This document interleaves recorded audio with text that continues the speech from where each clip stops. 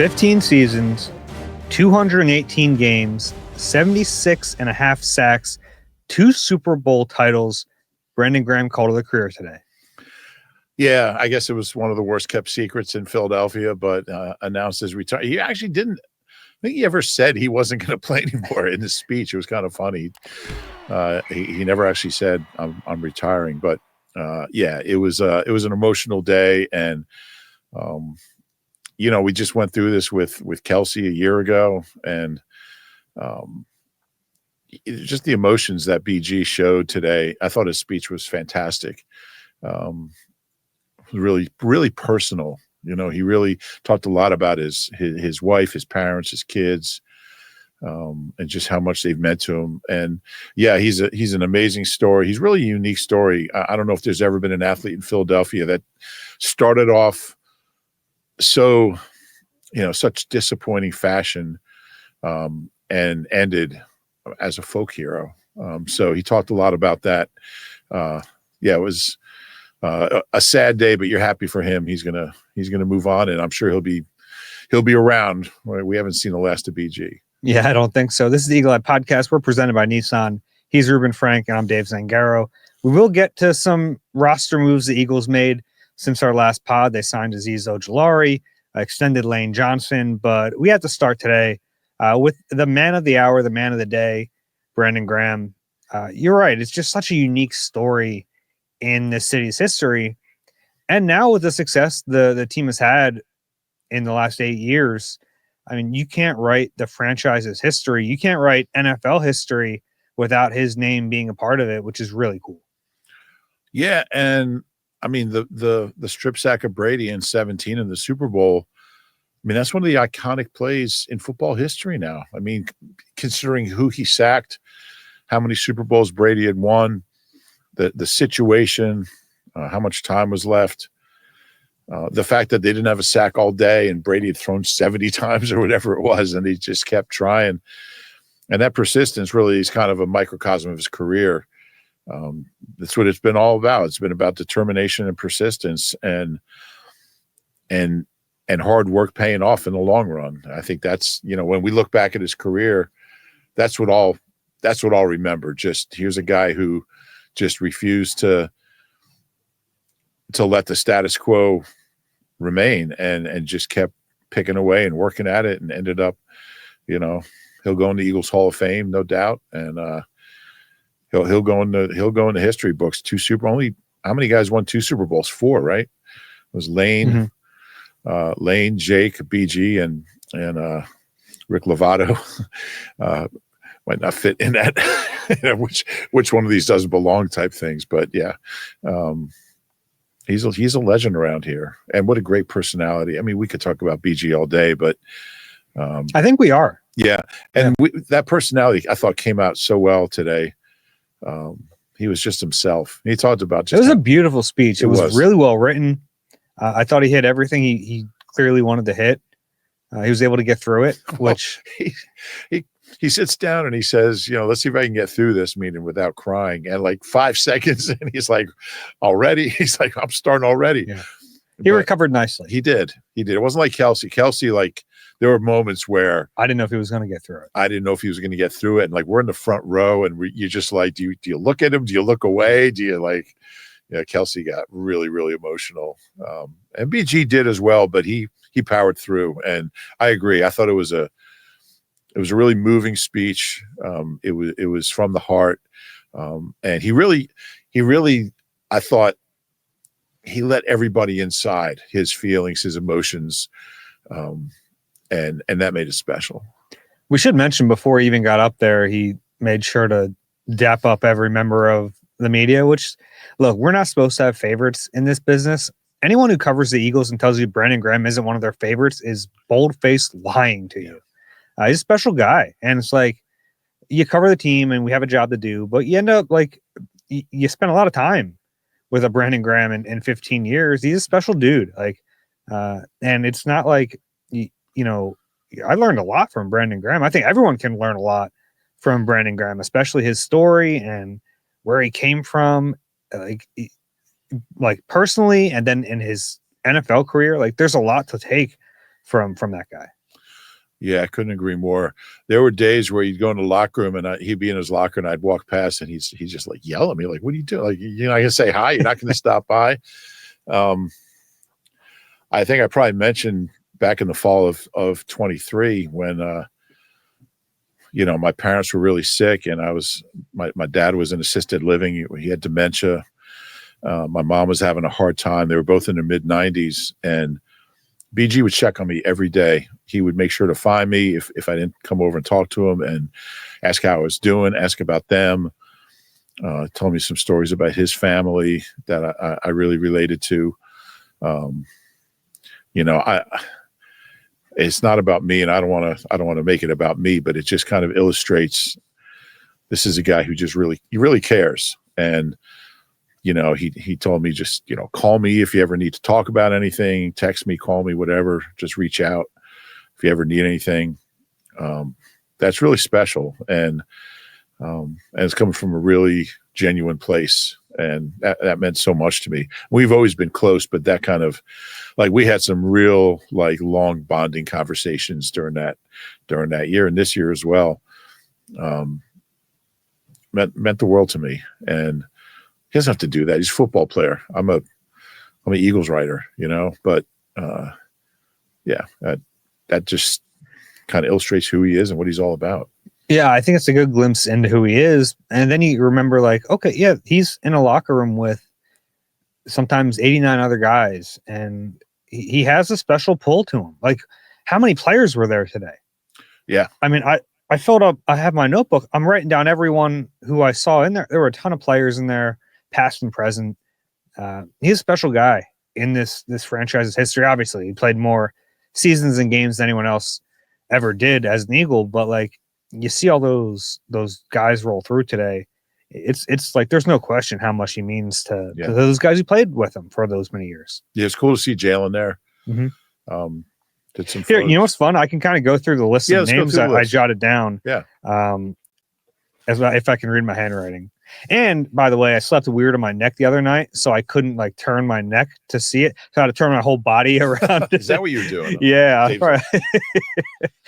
All right. So, and no particular order. This is just when I saw people. Nolan Smith, Connor Barwin, Matt Leo, John Ferrari, Kathy Mayer, Vic Fangio, Bobby King, Kevin Patullo, Jeremiah Washburn. Oh, this name. Got to the first name I can't read.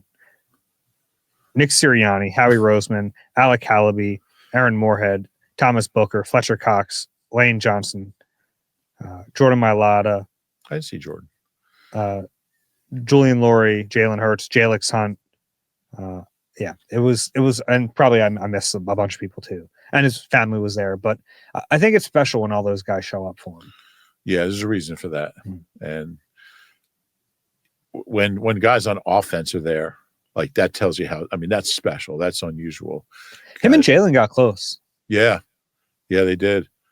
To the point where they took a photo after with the two Lombardis and their significant others. Yeah. Yeah, they did. It's a cool photo. It is a cool photo. Yeah. I took a lot of photos. I'll have to do an album. There you go. Photo album. Yeah, and then Lane and BG, I mean, they had some great battles, practice, and they became really, really close. I used to love hearing Lane talk about facing BG, call him a bleeping little bowling ball. Yeah, I mean, it's rare they were together for 12 years. They were together 12 years. So I don't think you get that a lot where guys on the other side of the ball are coming at. It just tells you how beloved he is in that locker room. And you mentioned all the guys that are here that were there today. A lot of guys are out of town. A lot of guys are, and this kind of, this came up quickly. So, if there's anyone who wasn't there who's notable, there's a good reason for it because they're in California or wherever. But yeah, it was a great turnout. Did you mention Howie? Howie was there. I think so, yeah. Jeff Lurie wasn't there. I assume he's out of town or out of the country. Yeah, he's probably in Florida. He's usually in Florida. He could be at Chili's or Chile.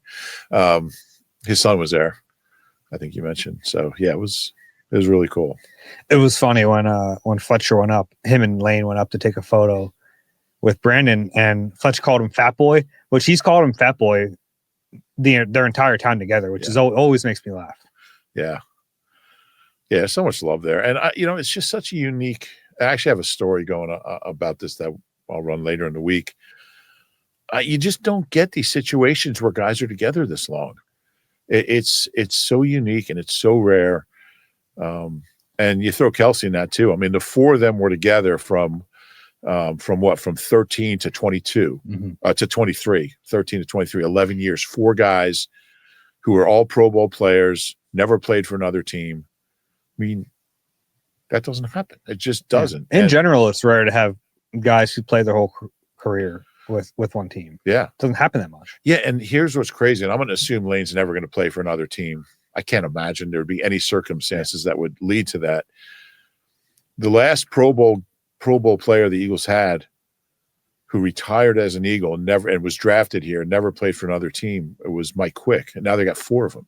Yeah, most likely. And Mike's career obviously wasn't as long. It was shorter. Yeah. Yeah, to find someone who played 10, and these guys all played 12 years here, boy, it might go back to like Pete Pihos. Those guys all played their whole careers here because there was no free agency. Van Buren and Bednarik. There's not a lot of them. Not a lot. And in fact, the Eagles drafted 34 or had 34 Pro Bowl players in the last 20 years. And those four are the only ones who played their whole career here. That's crazy. That's just, and other than like Landon and active guys. So yeah, it's just so rare to have this kind of group together. They're all so close. And I mean, the fact that this team could win a Super Bowl after losing two of them. And I mean, thank God Lane's still around. He's like the one old timer. We'll get to his contract. He'll be around for I would think at least 2 more years. But yeah, it's the franchise is changing and losing some legendary guys, and they're all going to end up in the Eagles Hall of Fame sooner or later. Yeah, I would think it wouldn't be too long of a wait for some of these guys. Yeah. Yeah, I wonder how they'll do that. I mean, they only put 2 in a year. So maybe just put Fletch and Kelsey in first because there's no rule. Like, you don't have to wait 5 years. Yeah. It's not like you just do whatever you want. So they should just put them in next year. Put all 3 of them in. Yeah, why not? Yeah. Yeah. No reason to wait. Yeah. Put them in. What are you waiting for? Put them in now. Why hadn't they already done it? Do like a Thurman Munson. Jeffrey, get up there. Get him up there. Yeah.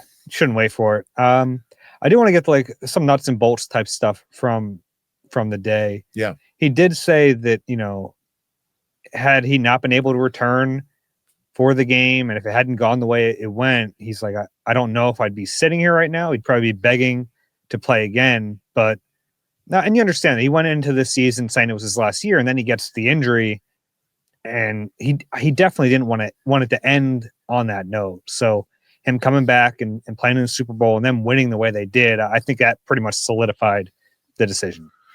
Yeah.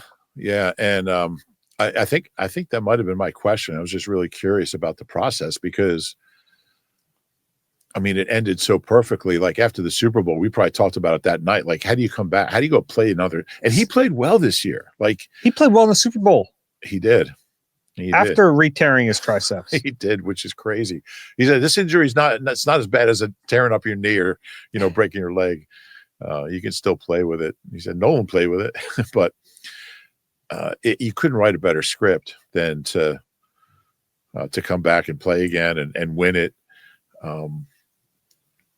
It's interesting. Like, I just wonder how much the offseason would have been different if they did lose and he wanted to play again. They're kind of going young and yeah, it really would go against the entire theme of the offseason. Exactly. But I don't know how they would have. How do you tell? It's a good thing they don't have to worry about it. Yeah. And yeah, it ended so perfectly. To win 2 Super Bowls, you think how special that is. This franchise didn't win a Super Bowl for, when was the first Super Bowl? 69 to to 2006, they didn't win a Super Bowl, and then BG and Lane, they win 2. Yeah. And Rick Lovato. Yes, Dave, I know what you're thinking, and Jake, but you said 2006. It's an incredible, 16. Yeah, that's why I looked at okay. It wasn't because of Rick Lovato. 2006. 2016. Yeah, it's one of the great stories. Somebody will probably write a book about BG. Yeah, it is amazing. And then the other nuts and bolts type thing, he said he wants to sit down, have dinner with Jeffrey Lurie, and figure out how he can be involved with the team. And he's talked about that before. He said he wanted to do something. He doesn't know what that'll look like. He already talked about being able to talk trash as a retired player, which is very funny. What he would do if he was out there. Yeah. He said he'd be at practice trash talking the O-lineman, telling him what he would do if he was out there. Now, how BG is that? Yeah, very on brand for him. Yeah. But yeah, I don't know what it'll be, but he's made it very clear. He doesn't want to. He said he doesn't want to quit cold turkey. He wants to be involved somehow. In the interim, like he said, he's going to be rehabbing at the facility, which will keep his locker there for a little bit longer. Yeah. But eventually he's going to lose that locker. He said they can't kick me out yet. I don't know if he's going to have enough boxes to box up all the cologne he has in there. He does. That's a fun little BG quirk. I don't know if people know about. He's a cologne guy. Yeah. So anyone in the locker room from, player X, I've seen Jalen Hurts at his locker grabbing something. Yeah. All the players know they can just go there and get their scent, whatever they want. Get a little high karate. Yeah, he's a unique character.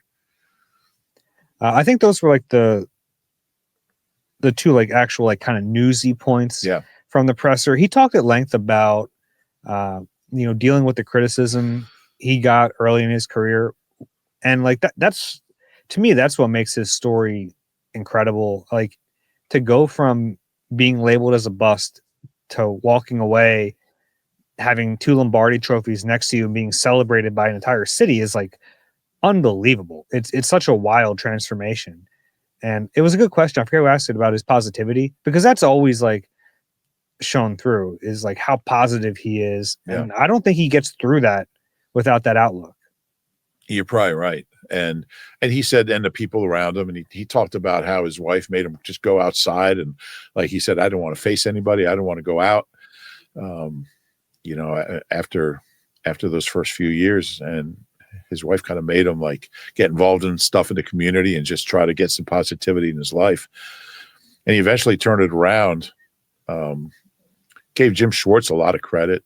He that was kind of not in his script, but he mentioned Jim Schwartz and just how he said all my coordinators, I learned from, but he said, Schwartz really, and I didn't realize he was his coach at the what did he say, the Senior Bowl? Yeah. Yeah, I didn't remember that. Schwartz is a good coach, and Schwartz let him attack. He did, and it's funny when you look at BG's career. I mean, he didn't have more than 7 sacks until his 8th year. I mean, he wasn't even a starter until his 6th year. 15. Yeah. His 6th year, he had started a few games here and there. His 2nd year, he only played 3 games. Wash's dad had him on the bench. And that's another story. But yeah, and once he got started, he just had a series of 8 sack, 8, 9. Yeah. And he had the early injury too. Microfracture, right? Yeah. And then made a Pro Bowl.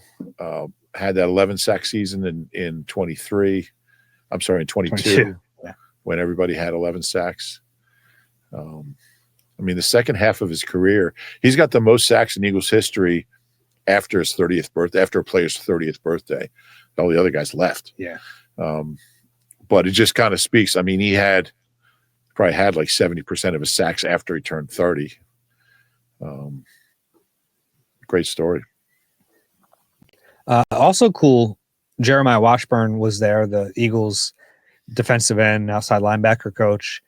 BG calls him up there. I mean, we probably don't talk about this enough. Well, like, what a cool full circle moment that For he's real. coached by the son of the guy that, like, man, it was a rough go between him and Jim Washburn. Yeah. Like, to say it politically correct. Like, it was rough. It was really bad. It was bad. And like, I think playing for Jim, like, sucked a lot of the joy out of football for him. Did. But for him to like get through that and then to like have a relationship with Jim again and be coached by his son, it is really cool. Yeah, and he and Jim Sr. did kind of talk things through at some point in the last few years. I'll never forget being at training camp. Gosh, BG is the last guy who practiced at Lehigh. How about that? Yeah. He's the last guy on the team that practiced at Lehigh. They don't have any Lehigh players, do they? They do not. Yeah. But I remember asking him, we were walking over, this is back when we were allowed to interview players at training camp, whoever we wanted, and we're walking toward the two double doors.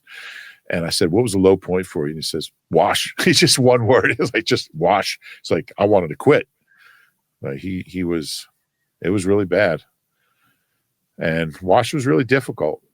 I think he was a good coach, but if he didn't like you, I mean, it was over. He just did not like BG for some reason. It was bad. But that is a really good point. Then here he is posing for photos with his son. It's amazing. Holding 2 Lombardi trophies. And yeah, it is incredible. I'm going to steal that for 10 obs. He also brought up like dealing with fans because it was a rough go for him in public too. Like aside from just not playing well, like it was a rough thing for him to like learn how to deal with criticism because it comes. But he did talk about like it forced him to be better. It forced him to get better. Yeah. And he actually brought up. We have to give a shout out to Jimmy Kempski. He brought up. Do you remember this day?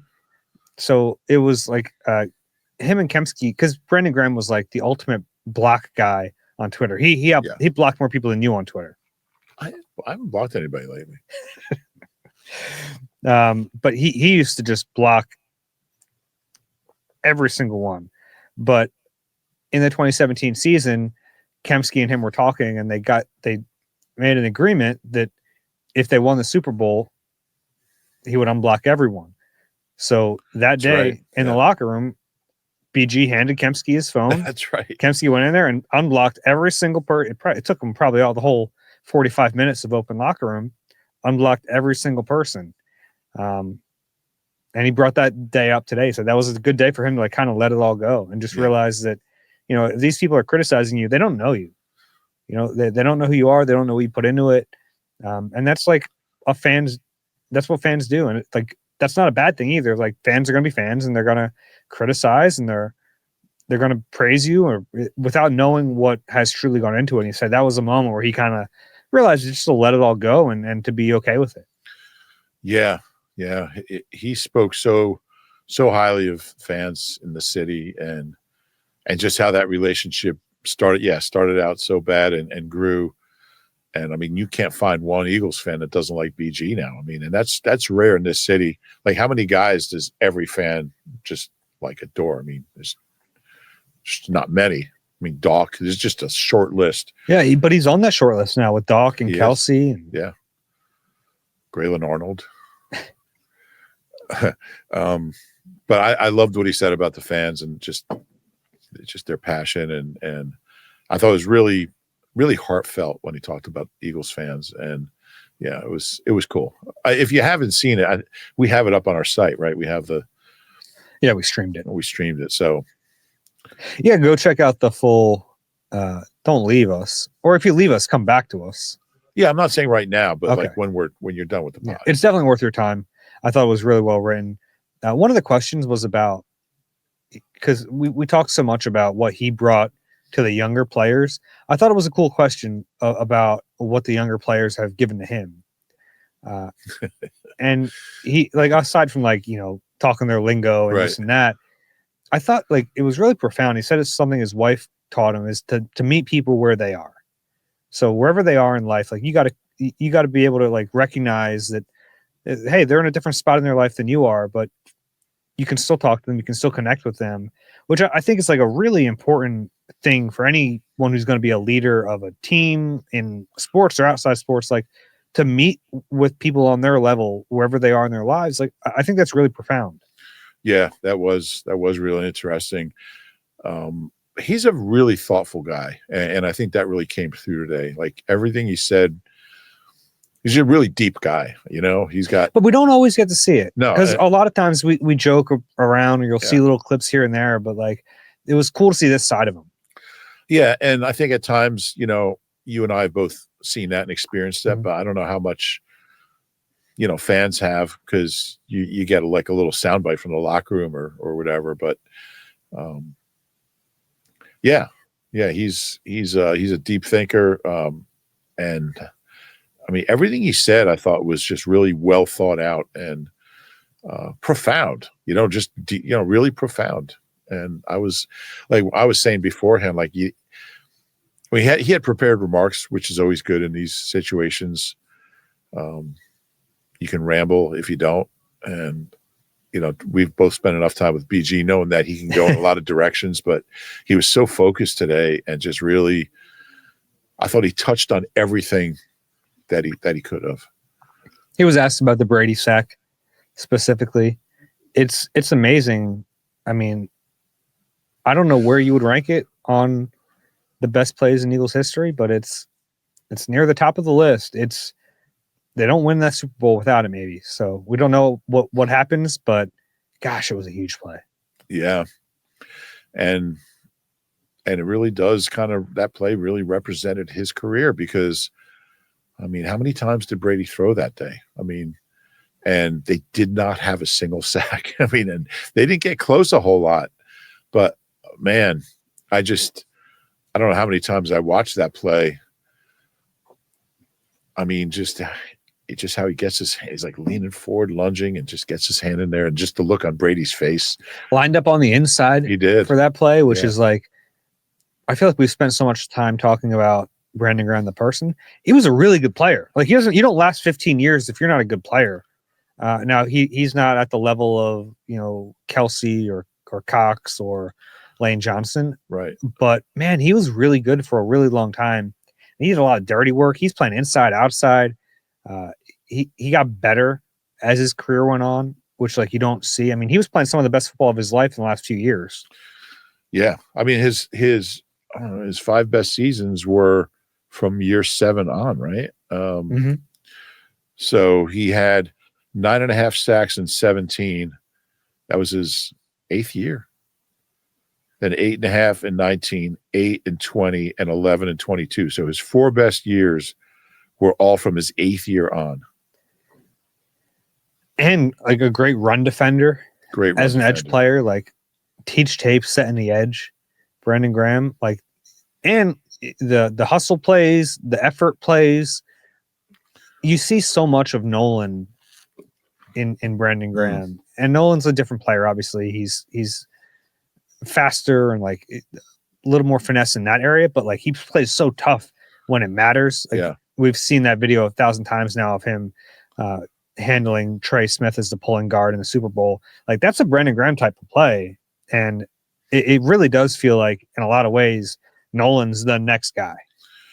Yeah, and I'm sure there'll be a point like where we're talking to Nolan. Well, hopefully, do a lot of interviews, but like in a few years, and he'll be talking about how much his 1 year with or his 2 years with BG meant to him, and that's such a big value of BG is just what the younger guys, and there've been younger guys for the last 10 years, can learn from him, and not just football, but just how to carry yourself, how to be a leader, how to treat other people. Yeah. And it's typical BG that like today in his remarks, I mean, he was thanking just NovaCare workers and the rehab people and the weight room staff, and that's BG. Yeah, try to find someone who has like a bad word to say about him in that building. You won't find them. No. You just won't. No. Yeah, it was a really special day. Really weird to have 2 days like this in back-to-back years with Kelsey and then BG. Yeah. It's cool. It's something that fans should not take for granted because it's rare to even like for them to get to this point in their careers, but then to have like a player who's that celebrated and who deserves that type of love, like it doesn't happen that much. And we're in like the golden era of Eagles football, and we're talking about one of the most important players of this era. Yeah, no, that's true. And I think BG and Kelsey both. I mean, Kelsey didn't make a Pro Bowl till his 4th year. He was a 6th-round pick. I mean, he was really good, faster than BG, but they both came from humble start. So I think that kind of ties them together. Yeah. And I'm sure we'll go through it with Lane at some point, but the way he's playing might be a while. he could play a few more years. But I thought Kelsey and BG's speeches were both really similar. They're both very personal. They really gave a lot of themselves. I was sitting kind of across from BG's mom. Mm-hmm. So she was Tasha. Yeah. And it was so funny to hear her reactions to different things. I don't know if you could hear her. The one I heard was when he was saying his mom told him to be different. He wanted tattoos. He wanted piercings. Yeah. And I heard like, uh-huh. Yep. Yeah. That was one of them. It was funny hearing her remarks. I remember speaking to her at length when I did that big feature on him back in 2015. That was like one of my favorite moments covering him, because like I felt like I didn't really know his life story that much, and it was cool to like talk to her about his upbringing. And he grew up in kind of a rough area in Detroit. So I always think about like finding that out. I'm like, oh my gosh, yeah, it's like this is such like a positive, cheery guy. He grew up around like some rough areas and lost friends, and but that's why like I think he had the positivity before he dealt with the stuff he dealt with in the NFL. Yeah, you know what I mean? Like I think that stuff got him, like his positivity got him through his life circumstances to get him to Michigan and then to the NFL. But then those same lessons probably helped him get over the troubles and the trials of early on in the NFL. Yeah. I'll never forget, one of my favorite BG moments was after the Super Bowl in Minneapolis. And do you remember where he was sitting? They had like the podiums, 10 podiums in that room, and he was against the wall and he was holding one of his kids who was a baby at that point. Yeah. Emerson, his daughter. That's also the weird thing, is like, he wasn't a father when we knew. Like, he was a young kid. Now he's like, gray hair in the beard. He's got kids. He's got grandkids. Not quite. No, not quite. But just seeing, and I remember, I don't even know if I wrote a story on the strip sack or you did, or who, I don't know. You did. I had the Philly special. Oh, really? Yeah. How's that? How'd you get that? Well, at that point, we're like, I'll take the trick play, because we didn't know what it was called, which is funny to think about. True. Yeah. Our lives before we knew what that was called. Did we find out that night? Yeah. I think I found out from Trey Burton. See, Trey Thomas was in the locker room. He was on that team. That's interesting. Trey Burton. But when we were divvying up stories, I'll take the trick play. Yeah. But I just the joy that just, like you said, we're supposed to be objective observers, and 99.9% of the time you are, but just seeing him sitting there and knowing what he had been through in his career, and there's like 1,000 media around him from all over the world, and he's holding his kid, and he's just talking about the play over and over, and he was filled with so much joy. And how could you not be happy for this guy after what he had been through? And I can still picture him sitting there and just wondering what it was like to get to that moment after all those challenging moments. It was really cool to see. Yeah.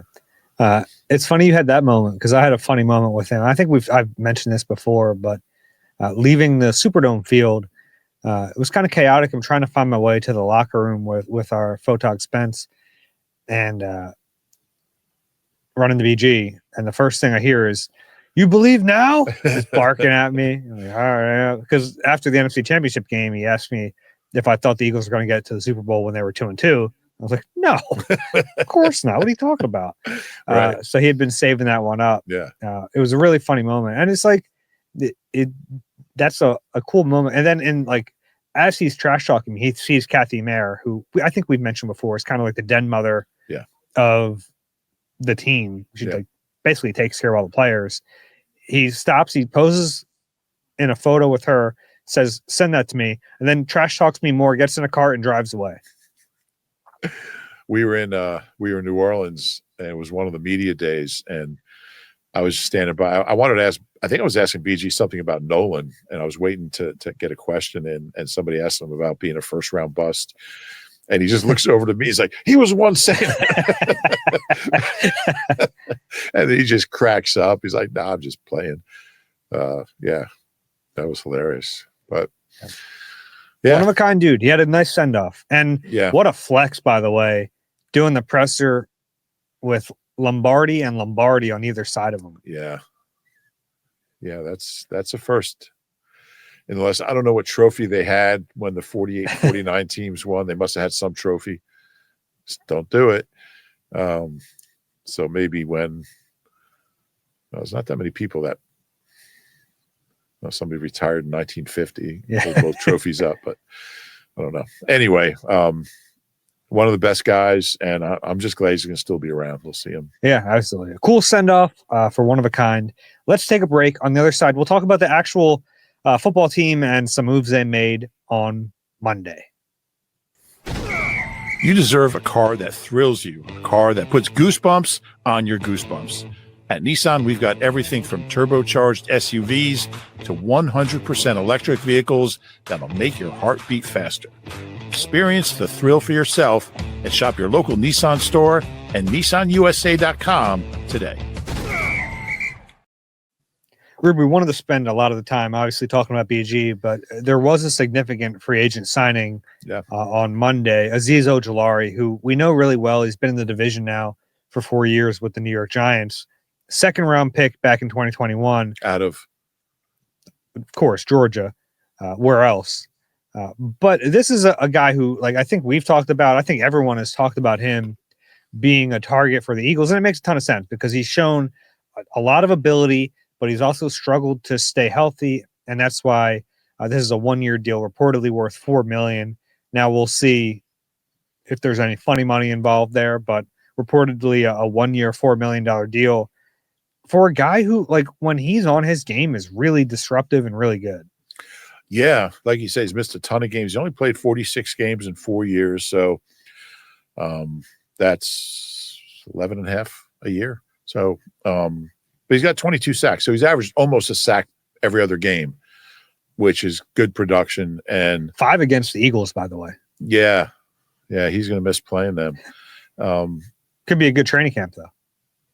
Yeah, but he's young. I mean, he's 24, and it's if he could stay healthy for a year, and I don't know if he can. He's not the biggest guy.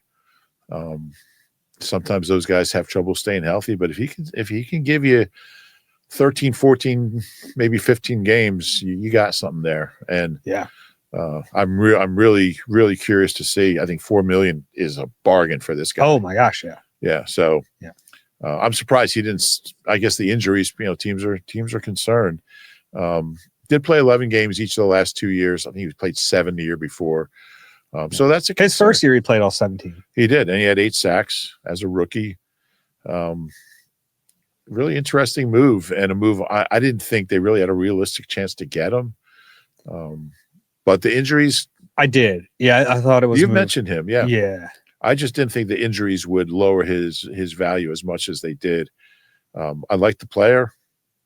Keep him healthy, and you got something. Yeah, I mean, this is not a splashy offseason, but to me, this is clearly the most significant free agent signing that they've made. You can argue, like I'm not talking about the extension for Zach Bond, but in terms of bringing in a new player, this is clearly, to me, the most significant. Yeah, I think that's fair. Yeah, I don't even know what would be second. Maybe Dylan, but maybe somebody has to be second. Yeah, but yeah, because if he's healthy, he can be your second edge rusher, or he can be like a third down specialist. Like, he's going to play a role if he's healthy this year. Yeah, I'm not sure he's a guy you want playing on a lot of first and second downs, but on third down he can be a terror.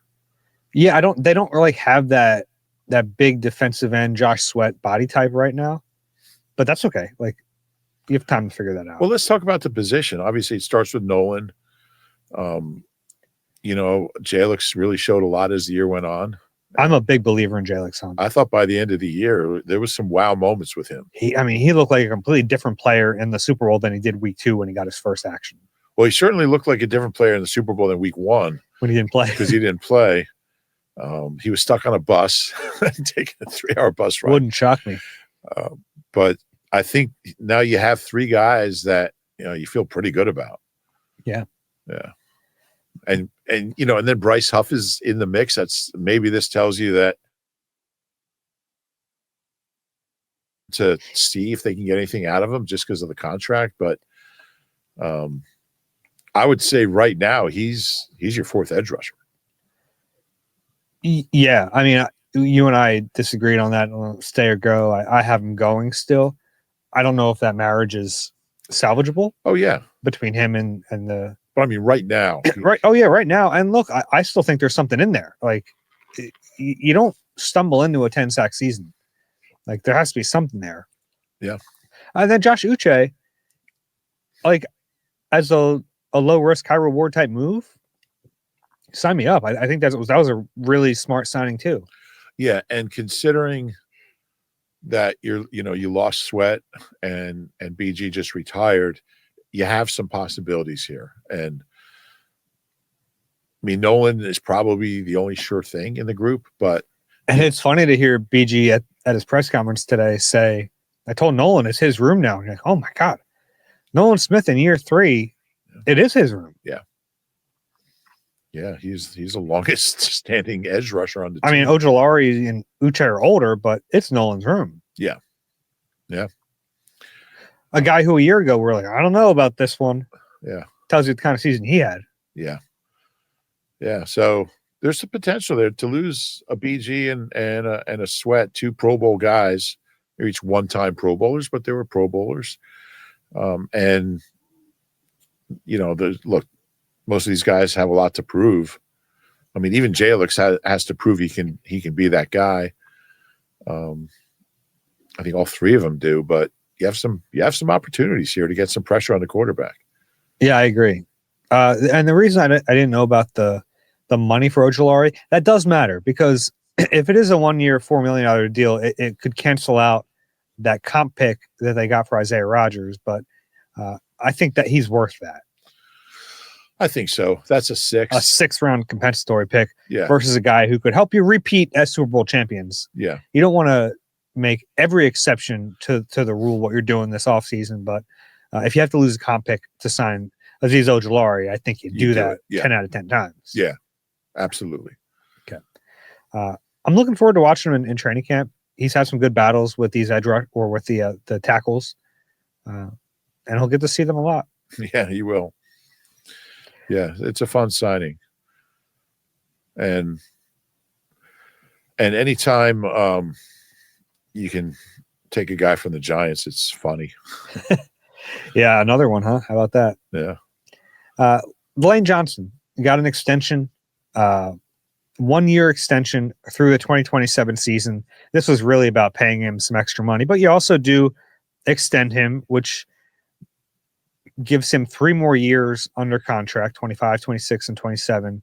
It's amazing how many players they have under contract through 27 and 28. Through 27, Lane Johnson, Jalen Hurts, A.J. Brown, Devontae Smith, Jordan Mailata, Saquon Barkley, and Landon Dickerson. You'd assume Cam Jurgens is going to join them at some point this offseason. That's most of your offense right there. That's 7 players now. I think it's important to go over that because you can start thinking the cupboard's bare because they lost a lot of good players and on defense, a couple really good players. But yeah, you look at the offense. I mean, they lost their right guard and their backup running back. I mean, this offense is still stacked. It's still loaded. And they still have a lot of good players on defense. I mean, they got the 2 corners. They got Blankenship. I mean, we just talked about these edge guys. Nolan's still here. Jalen Carter, Jordan Davis. I mean, Zach Bond, they just re-signed. Trotter, Nakobe still here. I mean, there's still they still have talent on defense as well. So they just don't have as much. According to ESPN's Adam Schefter, this deal added $8 million over the next 2 years and an additional $30 million in guarantees. So not necessarily new money on the deal, but guaranteed money, which is really all that matters Right. To players, and it's all that should matter. So he'll now earn $48 million over the next 2 years, $40 million guaranteed.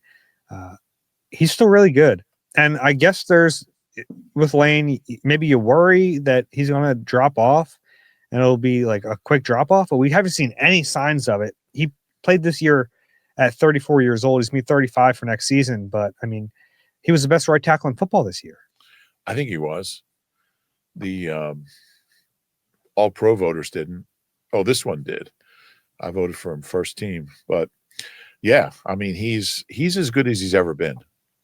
And I don't know how that's possible at 34, but I mean, he's just so rejuvenated after dealing with that ankle injury for a few seasons. Yeah, that really held him back for quite a while. A couple surgeries. And that tightrope surgery is a monster. Yeah. Especially for a big guy who has to be nimble. Yeah, now he can't do that tightrope over the link anymore. Remember that time he walked on the tightrope across the stadium? Balancing spoons or twirling plates on juggling juggling bowling pins. Can you juggle? I can't. My brother can. I can juggle. Yeah. I learned it in elementary school. Really? And I can still juggle. Really? Not like crazy stuff. I can juggle like tennis balls or not like burning sticks or anything. I mean, I guess theoretically I could. I wouldn't want to try. Yeah, but it would change I would think it would change the dynamic. Like if you're just juggling, tennis balls, there's no worry there that you're going to die. Yeah. If I could remove the fear from it, I guess I could do it. Yeah. The only cool thing I could ever do is I could juggle 2 balls and an apple, and then while juggling, take bites of the apple. Really? Uh-huh. Did you ever take a bite of the tennis ball by mistake? No. You know what I was really good at though? Coins. You ever see guys on TV like doing coin snatching? Like where you balance like coins on your, and then you I got really good at that. My dad used to always do the thing where like if I had coins in my pocket, he'd go, "Let me see." And he'd slap my hand and grab them out of midair. Oh, okay. Yeah. Yeah. I was like 3rd team all pro coin snatcher. Okay. I probably should have been 2nd team. It's good talent to have. Yeah, it's really marketable. I think I might go pro. What else you got? No, I think that's really it. I think the Ojulari move, like we probably should spend more time on it on the next pod, just because I do think it's a really big deal. I'm excited to talk to him whenever we do. We did talk to Josh Uche. I think there's something there with Uche too. Now, the chances that it really works out aren't as great because he hasn't had the sustained success in the league. He's really had 1 year of production. But you look at like the pressure numbers he's put up, and they're not bad. Like I think there's something there. That's what we said about Bryce Huff too. Yeah, and and that wasn't a good fit. I still think Bryce Huff could be a decent player elsewhere. We might find out. I think we will. Yeah, I still think they're going to start the season with him, but they have the bodies where they don't have to. Yeah, and I still think they're going to draft one pretty high. And I imagine, by the way, Brandon Graham's retirement, I haven't looked at the contract, but I'd imagine he won't file paperwork until after June 1st. Oh, interesting. Because there will be dead money associated with that they'll probably want to split up between 2 years. They did that with Fletcher and Kelsey last year. Because the way the Eagles structure all these deals now, there's these voidable years, which stretches it out, but you don't want to take the full cap hit this year. You want to spread it out. Unless maybe they have the space and they're like, hey, I don't think so though. I think they'll want to spread it out. Yeah, it would make sense. Yeah. What a stupid thing to care about on the day he retires. No, that stuff's important. It is. People at home trying to figure out their cap all the time. And yeah. All right. We're not going to do questions today. We wanted to make this mostly about Brandon Graham, but if you do have a question for us, go ahead and email us at eagleeye@nbcuni.com. That's eagleeye@nbcuni.com. And if you enjoy the Eagle Eye podcast, please do us a favor, rate and subscribe wherever you get your pods. If you're watching on YouTube, please click the like button and subscribe there as well. Rube, any final thoughts? No, just happy and sad. Sad to see him go, happy for BG. What's next? Yeah, mixed emotions. Yeah, on a day like today. But if you're feeling sad about it, remember the reason you're feeling sad about it is because you just watched the career of an all-time great and you got to experience it. Very true. Yeah. All right. For Reuben Frank, I'm Dave Zangaro. This has been Eagle Eye, presented by Nissan. We'll talk to you soon.